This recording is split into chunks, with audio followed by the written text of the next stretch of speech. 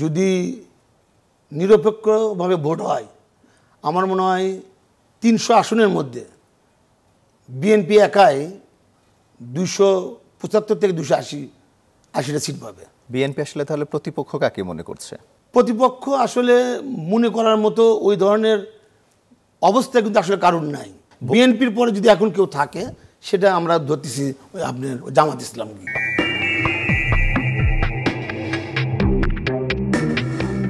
দর্শক শুভেচ্ছা নেবেন, আশিক তমাল স্বাগত জানাচ্ছি চ্যানেল 24 এর নিয়মিত আয়োজন যত কথা অনুষ্ঠানে। আজকে আমাদের মাঝে অতিথি হয়ে এসেছেন একজন রাজনীতিবিদ এবং ব্যবসায়ী জনাব আরাফাতুর রহমান আপেল। তিনি চেয়ারম্যান এম্পোরিয়াম প্রপার্টিজ লিমিটেড, সাবেক সাধারণ সম্পাদক বগুড়া জেলা যুবদল, সাবেক সদস্য কেন্দ্রীয় যুবদল এবং সাবেক সহ সাংগঠনিক সম্পাদক বগুড়া জেলা বিএনপি। জনাব আরাফাতুর রহমান, চ্যানেল 24 আপনাকে স্বাগত জানাচ্ছি। ধন্যবাদ আপনাকে। রাজনীতিবিদ, ব্যবসা করছেন, বিএনপির রাজনীতির সাথে আপনি জড়িত। রাজনীতির হাতে খড়িটা কিভাবে শুরু হলো? আসলে আমার বাসার জন্মস্থান বগুড়ায়, বিএনপি অফিস থেকে 15 থেকে 20 ফিট দূরে আমার বাসা। আমি কলেজ জীবনে সরকারি সাহসুদ্দিন কলেজে বগুড়ায় যখন আমরা পড়াশোনা করি, আমার বন্ধুবান্ধব যারা ছাত্রদল করতো, আমি ছাত্রদলের কোনো পোস্টে ছিলাম না, তবে ছাত্রদলের সাথে আমি জড়িত ছিলাম।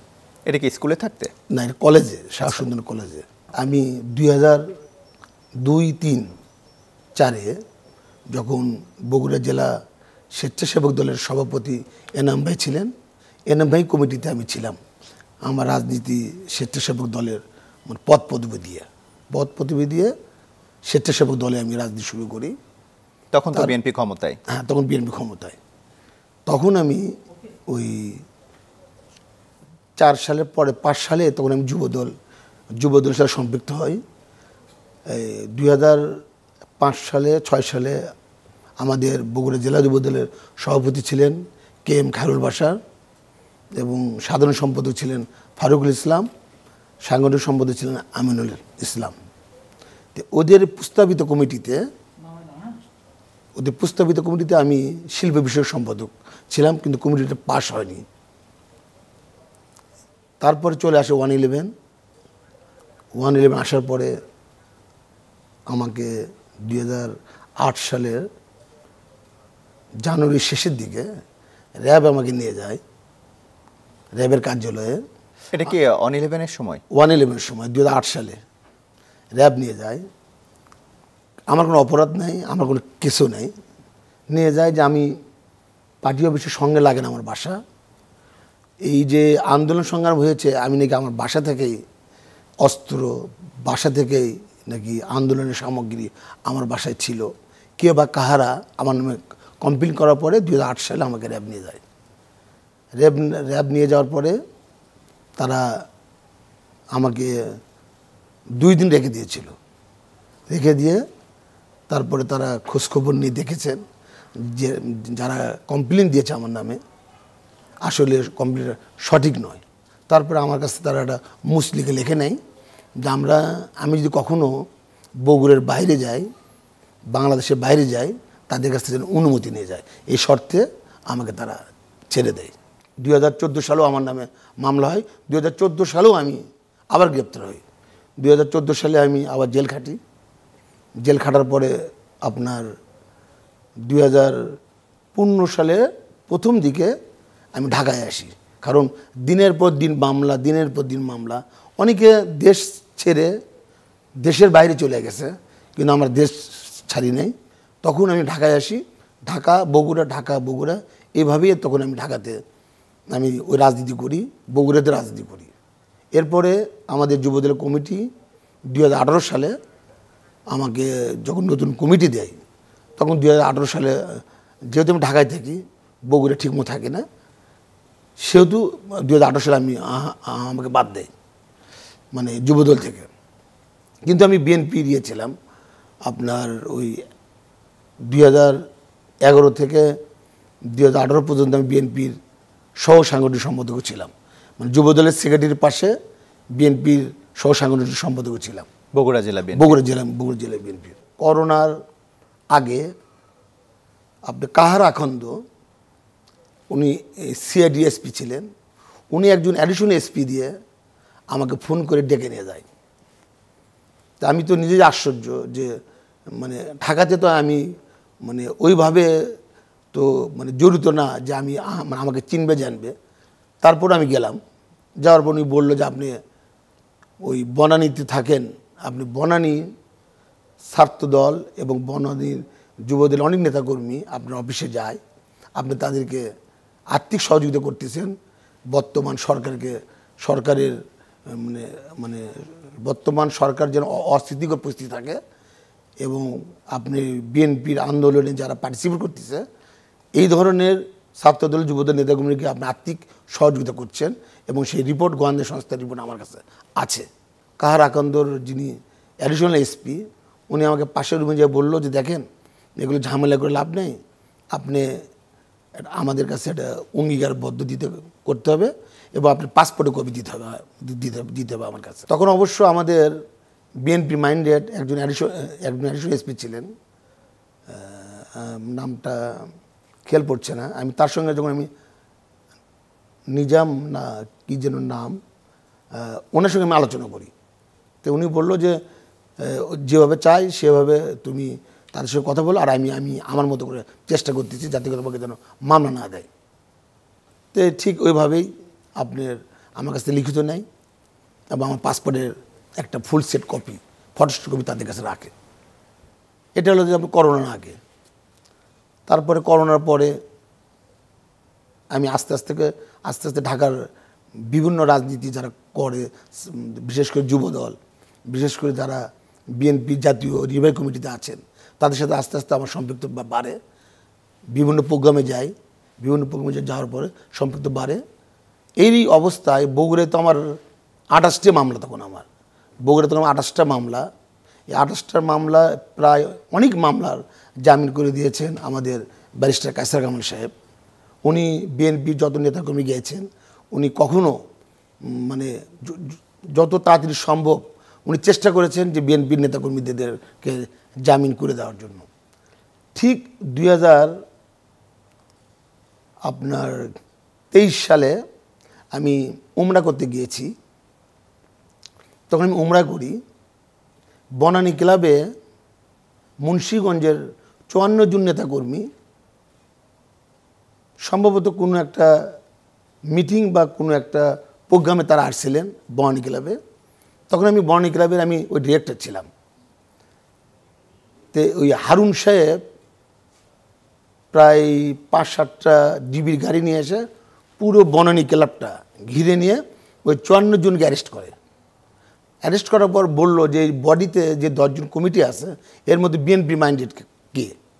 তখন ওই ক্লাব থেকে জানতে পারে যে আমি বগুড়া জেলার সেক্রেটারি ছিলাম, বগুড়া জেলা বিএনপি সহসাংগঠনিক সম্পাদক ছিলাম, সেন্ট্রাল যুব দলের মেম্বার ছিলাম, আমার নামে মামলা আছে বগুড়ায়।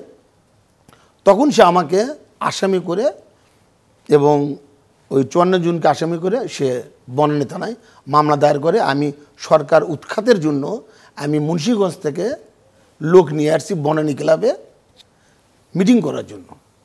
তারপরে আমি আমার আইনজীবীর সাথে কথা বললাম যে আমি আসলে এয়ারপোর্টে আমি আসতে পারবো কিনা। তো ওনারা বললো যে আপনি রিক্সে আসতে হবে, আপনাকে গ্রেপ্তার করতেও পারে কিংবা আপনাকে আসার পরও করতে পারে, তো তবে আপনি আসেন, আমরা তো আছি, আমরা আইনগত সহযোগিতা করব। তো আমি আমাদের ব্যারিস্টার কায়সার কামাল সাহেবের সাথে যোগাযোগ করলাম। তো উনি বললো যে জামিনে আমি ব্যবস্থা করব, আপনি কোনো চিন্তা করেন না, যতটুকু সহযোগিতা আইনগত সহযোগিতা আমি আপনাকে করব। তারপরে আমি দেশে আসি। আসার পরে ব্যারিস্টার কায়সার কামাল সাহেব উনি বললো যে আমি আপনাকে জামিন করে দেব, জামিন করা পর্যন্ত আপনি একটু সাবধানে থাকেন, কারণ হারুন সাহেব লোক ভালো না, ও সবার পিছনেই লাগে। যেহেতু মামলা করেছে আপনাকে, আপনি ছিলেন সৌদি আরবে, আপনার পাসপোর্টে যাওয়ার সিল আছে, আসার সিল আছে, আপনি এই গ্রাউন্ডে আপনি জামিন পাবেন, মহামান্য হাইকোর্ট আপনাকে জামিন দিবে। তো উনি চেষ্টা করে আমাকে হাইকোর্ট থেকে জামিন করে দেয়। জামিন করার ঠিক একদিন পরেই হারুন সাহেব তার লোক দিয়ে আমাকে ফোন করা হলো যে আমাকে মিন্টি রোডে আপনার জামিনের একদিন পরে সকাল 10টায় আমাকে যাইতে হবে। তা আমি গেলাম। আমি যাওয়ার আগে আমাদের বিএনপি ম্যান্ডেট যারা পুলিশ ছিল তাদের সাথে আমি যোগাযোগ করলাম যে আমার তো সব মামলায় আমি জামিনে আছি, ঢাকাতে যে মামলা দিয়েছে বনানী থানায় এটা তো আমি জামিনে আছি, তারপরে উনি আমাকে ডাকছেন। তো বললো যে তুমি যাও, আমরা আমাদের মতো করে চেষ্টা করবো, আসলে আমাদের কথা তো সে শুনবে না, তুমি যাও। তা আমি গেলাম। যাওয়ার পরে উনি জিজ্ঞেস করলেন যে আপনি বগুড়া থেকে ঢাকায় এসে আপনি বিভিন্ন সহিংস ঘটনার সাথে আপনি জড়িত, আপনি আর্থিকভাবে সবাইকে সহযোগিতা করছেন, এই কাজগুলো আমাদের কাছে রিপোর্ট আছে আপনার। তাই আমি বললাম ভাই আমার বাসা বগুড়া, আমি থাকি বনানী, যদি সরকার উৎখাতের যদি মিটিং করি তাহলে বগুড়ার লোকজন বগুড়ার নেতাকর্মী নিয়ে এসে আমি মিটিং করব। আমি মুন্সিগঞ্জে 54 জন নেতাকর্মী বনানী ক্লাবে আসছে, আমি তো ওই সময় ছিলাম না, আমি তো ছিলাম দেশের বাইরে। আমার পাসপোর্টের কপি নিয়ে গেছিলাম ফটোস্টেট দেখানোর জন্য যে আমি কবে গেছি কবে আসছি। তো উনি বললো না আপনি তার আগে থেকে চেষ্টা করতেছিলেন যে একটা সহিংস ঘটনা আপনি বনানীতে আপনি ঘটাবেন। তাই আমি ওনার সাথে তর্কে জড়ালাম না। তো উনি বললো যে এরপরে যদি আপনার আজকে হয়তো জামিন পেয়েছেন, এরপরে যদি আমাদের কানে আসে যে আপনি সেই একই কাজ করছেন তা আপনার নামে আবার মামলা হবে, ওই মামলার জামিন হবে না, আপনি সারা জীবন জেলেই পচে থাকতে হবে। তা আমাকে এক ধরনের শাসন মানে শাসিয়েই আমাকে ওখান থেকে বিদায় করলো। তারপর আমি আসলাম। আসার পরে আমি এই ঠিক আপনার সম্ভবত কিছুদিন পরে র্যাব আমাকে আবার ফোন করলো, র্যাবের সদর দপ্তর থেকে। যে আমি ওখানে গিয়েছিলাম, ওখানেই আমাকে জিজ্ঞেস করেছিলেন যে আপনি বগুড়ায় পদ পদবি ছিলেন, রাজনীতি করেছেন, সব আপনি ঢাকাতে পদ নেই পদবি নেয়, ঢাকাতে আপনি এত রাজনীতির প্রতি এত আগ্রহ কেন, এবং এই ছেলেপেলেদের বিশেষ করে যারা দল করে তাদের প্রতি আপনি এত উৎসাহিত কেন, আপনি এখানে আপনার তো কোনো পদ নেই ঢাকাতে। তাই আমি বলছি হ্যাঁ ঢাকাতে কোনো পদ নেই, যেহেতু আমি দল করি এই কারণে, দলের কারণে আমি সবার সঙ্গে মিশি, বিভিন্ন প্রোগ্রামে যাই। এছাড়া আপনার মানে মানে আপনাদের কাছে যে তথ্য আছে আমার কাছে মনে হয় না এটা সঠিক তথ্য। আচ্ছা, যে একটা বিষয় জানতে চাই, আপনি বিগত সরকারের আমলে আন্দোলন করলেন, সংগ্রাম করলেন, জেলও খাটলেন, অনেক মামলা হলো, সরকার পতন হলো। এই সরকার পতনের পর 1 বছরও পেরিয়ে গেছে। তো এই 1 বছরে দলে কতটুকু মূল্যায়ন পেলেন? দলে এই মুহূর্তে আমার কোনো পদ পদবি নাই, দলের কোনো পদ পদবি নেই, তবে আমি দলের প্রোগ্রামে আমি আছি, দলের কাজও করছি, মানে আমি নিজেই। আপনি বগুড়া থেকে রাজনীতি শুরু, এখন ঢাকা রাজনীতি করছেন, সামনে নির্বাচনে আপনার প্রস্তুতি কেমন? আপনি কোথা থেকে আসলে নির্বাচন? আসলে এই ধরনের প্রস্তুতি আমার নাই এখন, যেহেতু আমার বাসা বগুড়ায় উনি যাকে দায়িত্ব দিবেন, যাকে মনোনীত করবেন বগুড়া 7টি আসনের জন্য, বিশেষ করে আমি সদর আসনে আমার বাসা, আমরা আপ্রাণ চেষ্টা করব উনি যাকে দায়িত্ব দিবেন তাকে বিপুল ভোটে জয়ী করার জন্য আমরা আপ্রাণ চেষ্টা করব। দীর্ঘদিন আওয়ামী লীগ ক্ষমতায় ছিল এবং বিএনপি দীর্ঘদিন ক্ষমতার বাইরে, আসলে বগুড়ায় কতটা উন্নয়ন হয়েছে এই বিগত সরকারের আমলে? আমাদের বিএনপির ভারপ্রাপ্ত চেয়ারম্যান তারেক রহমান সাহেব যে বগুড়া যে উন্নয়ন করে গেছেন, এরপরে এই স্বৈরাচারী শেখ হাসিনা বগুড়ার বিশেষ করে অন্য জেলায় টুকটাক উন্নতি হয়েছে, কিন্তু বগুড়ার জেলায় কোনো উন্নতি করেনি, না রাস্তাঘাট, না কোনো উন্নয়ন, না মানে কোনো যোগাযোগ ব্যবস্থা। বগুড়া মানে একটা জাতীয় স্টেডিয়াম তৈরি করে গিয়েছিলেন দলের ভারপ্রাপ্ত চেয়ারম্যান সাহেব, সেটা পর্যন্ত আওয়ামী লীগ এসে বন্ধ করে দিয়েছেন, এবং ওখানে আন্তর্জাতিকভাবে যে খেলা টুর্নামেন্ট চলছিল এগুলো সমস্ত বন্ধ ছিল। আসলে বগুড়াকে তারা কখনো মূল্যায়নই করেনি, ডিউ টু বগুড়াতে আমাদের বিএনপি প্রতিষ্ঠাতা শহীদ প্রেসিডেন্ট জিয়া রহমানের বাসা, এবং আমাদের ভারপ্রাপ্ত চেয়ারম্যান জনাব তারেক রহমান বগুড়াতে দেখাশোনা করতো, এসব বিভিন্ন কারণে বগুড়া কোনো উন্নয়নই হয়নি। বগুড়া জেলা বিএনপিতে কোনো বিভেদ আছে কিনা, যদি থেকে থাকে নির্বাচনের আগে সেটা দূরীকরণে আপনাদের দল থেকে কি ব্যবস্থা নেওয়া হচ্ছে? আমি একটু আগে বলেছি, বগুড়া শুধু নয়, বিএনপি একটা বৃহৎ সংগঠন, অনেক বড় সংগঠন। এখানে মতবিরোধ থাকতেই পারে, কিন্তু বিএনপির বাইরে কেউ না। হয়তো মনোমালিন্য বগুড়া আছেন, হয়তো কোনো নেতার সাথে কোনো নেতার মনোমালিন্য আছেন, সেটা মনে মনে আছেন, কিন্তু বগুড়াতে আমি এই মুহূর্তে বগুড়াতে কোনো গ্রুপিং দেখছি না। কারণ একটাই, যে বগুড়াতে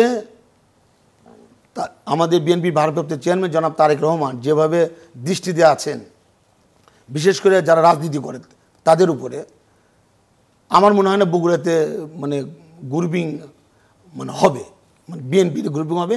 এবং তারেক রহমান উনি ভারপ্রাপ্ত চেয়ারম্যান, উনি যে 7টি আসনে যে 7 জনকে মনোনীত করবেন, বা জিয়া পরিবার থেকেও অনেকে ইলেকশন করবেন, বগুড়াবাসী এবং তথা বগুড়ার সর্বস্তর নেতাকর্মী, ছাত্রদল, যুবদল, স্বেচ্ছাসেবক দল, বিএনপি মানে সর্বোচ্চ ভোটে জয়ী করে নিয়ে আসবে জনাব দেশ তারেক রহমান। যে 7টি আসন, বিএনপির বাইরে শক্তিশালী কোনো প্রতিপক্ষ কি আছে বগুড়া? আসলে বিএনপির বাইরে শক্তিশালী পক্ষ এই মুহূর্তে নাই। কারণ আপনারা বা সাধারণ জনগণ অনেকে প্রশ্ন করে এনসিপি, আসলে এনসিপি তো একটা মানে এই মুহূর্তে মানে ওরা ওই নিজেদেরকে সংগঠন হিসেবে দাবি করে, আসলে এটা একটা সংগঠন না। এটা ধরা যায় একটা, ধরেন যে কোনো একটা যদি আপনার ক্লাব, কোন একটা ক্লাব যদি আপনার করেন তো তৈরি করেন, ক্লাব তৈরি করতে ধরেন যে 100, 200, 300 লোক লেগে যায় ম্যাক্সিমাম, এই ধরনের তারা। কিন্তু ওরা নিজেকে দল হিসেবে দাবি করলেও আসলে একটা দলের যে প্রস্তুতির যে প্রচার, যে দলের যে কার্যক্রম, আসলে এনসিপির মধ্যে সেটা নাই। যদি নিরপেক্ষভাবে ভোট হয়, আমার মনে হয় 300 আসনের মধ্যে বিএনপি একাই 275 থেকে 280টা সিট পাবে। এটা আমার মানে পার্সোনাল ওপিনিয়ন, এটা আমার। বিএনপি আসলে তাহলে প্রতিপক্ষ কাকে মনে করছে? প্রতিপক্ষ আসলে মনে করার মতো ওই ধরনের অবস্থা কিন্তু আসলে কারণ নাই। আপনি মাঠে 10 জন লোক নিয়ে আসলেন, ভোটের সময় আপনি ভোট পাবেন হয়তো 5% বা 10%, এ ধরনের আসলে তো মানে প্রতিপক্ষ বলা চলে না। তবে বিএনপির পরে যদি এখন কেউ থাকে, সেটা আমরা ধরতেছি আপনার জামাত ইসলাম। কি এখন ভোটের মাঠে তো যদি আওয়ামী লীগ না থাকে, একটা শক্ত প্রতিপক্ষ ছিল আপনাদের, তাহলে ভোটটাকে আসলে একতরফা হয়ে যাবে কিনা? একতরফা হবে না, কারণ এখানে আপনি জানেন অনেক দল আছে বাংলাদেশে, অনেক দল নিবন্ধিত অনেক দল আছে, তারা সবাই পার্টিসিপেট করবে। তো এখন যেহেতু অনেক দল পার্টিসিপেট করবে, এখানে তো এককভাবে তো তাহলে তো ভোট হবে না, এটা তো সবাই তো পার্টিসিপেট করবে। কিন্তু বিএনপি ছাড়া আওয়ামী লীগের নির্বাচনকেও তো একতরফা নির্বাচন বলা হয়েছিল না, তখন তো আওয়ামী লীগের সময় তো ওটা এককভাবেই আওয়ামী লীগ ভোট করেছে। এখানে বিএনপিকে তো সেখানেও তো তার শরিক দলগুলো অংশ নিয়েছিল, শরিক দল ছিল, যারা আওয়ামী লীগের সাথে যারা সম্পৃক্ত ছিল তারাই শুধু পার্টিসিপেট করেছে। তো এখন যারা নির্বাচন করবে তারাও তো বিএনপির সাথে একসাথে আন্দোলন করেছে, হ্যাঁ, একজোটেও ছিল, সরকার গঠন করেছে। হ্যাঁ, আপনি ওই বিএনপি তো ইলেকশন করবে, অন্যান্য দলও ইলেকশন করবে, জনগণ যাকে চাবে তারাই তো আপনার আসবে, তাই না? তারাই তো এমপি হয়ে আসবে, তারাই দল গঠন করবে, তারাই সরকার গঠন করবে। এটা সাধারণ জনগণই এটা সিদ্ধান্ত নেবে যে এই মুহূর্তে দেশ পরিচালনার জন্য কাকে দরকার। এবার একটু অন্য প্রসঙ্গে আসে, আপনি একজন ব্যবসায়ী, গত 1 বছরে ব্যবসার হালচাল কেমন দেখলেন? আসলে ব্যবসার হালচালটা এরকম হয়ে গেছে, এই টাকাটা আছে মানে 2 ধরনের লোকের কাছে। এক ধরনের লোক যারা অন্যায়ভাবে টাকা ইনকাম করে বিদেশে পাচার করেছে, ব্যাংকে রেখেছে, তারা তখন পলাতক, কেউ জেলে, কেউ পলাতক। আরেক ধরনের ব্যবসায়ী আছেন, তাদের কাছে জেনুইন টাকা আছে, কিন্তু তারা শো করতেছে না, তারা ফ্ল্যাট কিনতেছে না, তারা জায়গা কিনতেছে না, কারণ তারা একটা ভীত অবস্থায় আছে। আসলে যেভাবে দেশটা বর্তমানে আমরা আশা করেছিলাম 5ই আগস্টের পরে যে দেশটা সুন্দরভাবে পরিচালনা করতে পারবে বা করবে যারা বর্তমান উপদেষ্টা আছেন, আসলে তো ওইভাবে যা আশা করেছিলাম সে আশা তো তারা পূরণ করেনি। কিন্তু বিএনপি ক্ষমতায় গেলে ব্যবসা এবং শিল্প উন্নয়নে কি পদক্ষেপ নেবে বলে আপনার আমার মনে হয় যে আল্লাহ পাকের রহমতে যদি বিএনপি ক্ষমতায় আসে ব্যবসায়ীভাবে উন্নয়ন করবে, কারণ বিএনপি অনেক একটা পুরাতন দল এবং এর আগেও তিনবার দেশ পরিচালনা করেছেন। আপনি জানেন যে দেশকে ডেভেলপ করার জন্য যে সেক্টরে যা যা কাজ করার দরকার বিএনপি করবে, এটা আমার বিশ্বাস। এখন তো তারুণ্য নির্ভর একটা সময়, আন্দোলনেও তরুণদের একটা ব্যাপক ভূমিকা ছিল। বিএনপি আসলে তরুণদের নিয়ে কি চিন্তা ভাবনা করছে? আসলে তারেক রহমান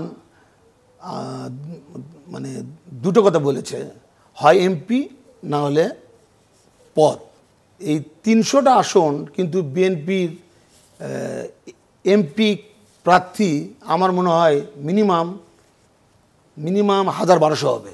1000-1200তেও তো নমিনেশন তো দেওয়া যাবে না, কিন্তু আসন তো 300। আমার মনে হয় 300 আসনের 300 জন এমপি প্রার্থী দেওয়ার পরে যারা থাকবে যোগ্য প্রার্থী তাদেরকে হয়তো বিভিন্ন পদে বিভিন্ন জায়গায় তাদেরকে হয়তো ওই জায়গা করে দিবে। আর যে তরুণের কথা বললেন, তরুণদের এখন তো আপনার আন্দোলনের যে মাঠ, আন্দোলনের যে অবস্থা, এটা তরুণদের হাতেই বেশি, তরুণরাই বেশি পার্টিসিপেট করেছেন।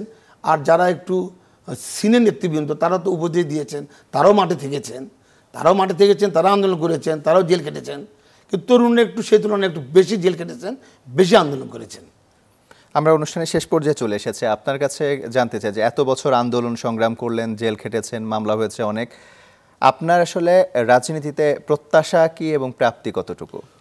প্রত্যাশা আমাদের দলের ভারপ্রাপ্ত চেয়ারম্যান জনাব তারেক রহমানের কাছে প্রত্যাশা, দল আমাকে যেখানে দায়িত্ব দিবে সেখানে কাজ করব। আর আমি দলের থেকেও কাজ করতে চাই, দলের যে বাইরে থাকি তবুও আমি দলে কাজ করতে চাই। কারণ আমি এই দল দীর্ঘদিন করেছি, এই দল করতে যে মামলা খেয়েছি, জেল জুলুম খেটেছি, হয়রানির শিকার হয়েছি, তবুও দেশ ছেড়ে বাইরে যায়নি, দেশের মধ্যে আছি। এই একই কথা আমি বলতে চাই, অনেকে 1টা বা 2টা মামলা খেয়ে দেশ ছেড়ে তারা পালিয়ে গেছে, দেশ ছেড়ে তারা চলে গেছে। 5ই আগস্ট পরে এসে তারা এখন স্ব এলাকায় এমপি হিসেবে নিজেকে ঘোষণা দেওয়ার চেষ্টা করছে এবং এমপি প্রার্থী হতে যাচ্ছে। তাহলে আমরা যারা 17 বছর জীবন যৌবন দিয়ে যারা আন্দোলন করেছে, যারা এই দেশের মধ্যে ছিল, দেশে জেল খেটেছে, দেশের মধ্যেই হয়রানির শিকার হয়েছে, তাহলে তারা কি করবে? যারা 1টা 2টা মামলা খেয়ে দেশ ছেড়ে পালিয়ে গেছে, 5ই আগস্ট পরে সে যদি বলে যে আমি ওই এলাকার এমপি প্রার্থী, এটার তো আসলে ঠিক হবে না। আমার মতে যারা দলের জন্য ত্যাগ স্বীকার করেছেন, জেল জুলুম খেটেছেন, হয়রানির শিকার হয়েছেন, এমনও গেছেন যে জেলে থেকেছেন, অনেকে বাবা মারা গেছে, অনেকের মা মারা গেছে, তাদের লাশ পর্যন্ত দেখতে দেয়নি। আমার মনে হয় যারা ত্যাগী নেতাকর্মী তাদেরকেই প্রায়োরিটি দিবে, আমার বিশ্বাস দল তাদেরকে প্রায়োরিটি দিবে এবং আমাদের দলের ভারপ্রাপ্ত চেয়ারম্যান জনাব তারেক রহমান তাদেরকে বেশি প্রায়োরিটি দিবে, যাদের দলে বেশি ত্যাগ আছেন। জনাব আরাফাতুর রহমান আপেল, আপনাকে অসংখ্য ধন্যবাদ আমাদেরকে সময় দেওয়ার জন্য। আপনাকেও ধন্যবাদ যে আপনাদের এই মূল্যবান সময় আমাকে আমন্ত্রণ জানিয়েছেন। দর্শক, যত কথা অনুষ্ঠান আজকে শেষ করছে। আগামী পর্বে নতুন কোনো অতিথির সাথে নতুন কোনো বিষয় নিয়ে কথা হবে। সেই পর্যন্ত ভালো থাকুন, সুস্থ থাকুন।